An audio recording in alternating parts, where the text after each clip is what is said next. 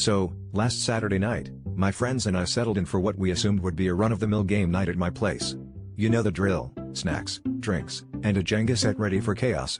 We were all prepped for the kind of friendly competition that ends with someone inevitably knocking over the tower and another person claiming they were distracted by the pizza. The first few rounds were smooth sailing, only a few close calls, until my friend Dave tried to make a bold move. As he carefully removed a block, the entire tower wobbled dramatically and then collapsed in a spectacular fashion.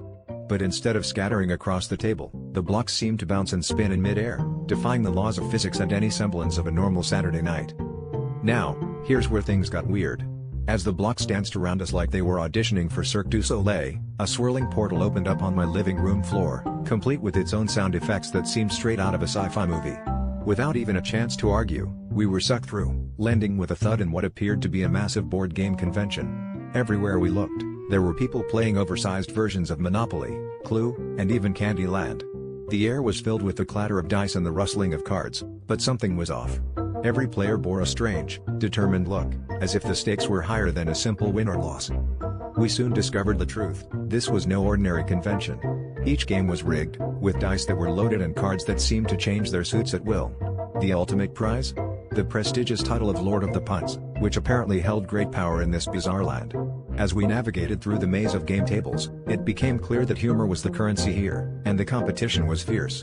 Players were out-punning each other left and right, with the groans of pun-induced agony echoing throughout the hall. It was punishment on an epic scale. As the competition reached its zenith, I found myself face to face with the reigning champion, a wizened old man with a twinkle in his eye and a deck of cards in his hand. He looked at me, smiled, and said, "You think you can beat me? I've got a deck of cards that's unbeatable." I took a deep breath, glanced at my friends for support, and replied, "Well, I guess I'll just have to play my hand and hope it's not a full house of cards." And with that, the crowd erupted into laughter, the portal reopened, and we were transported back to my living room. As we gathered ourselves, Dave looked around and said, "Guess we're not playing Jenga again anytime soon."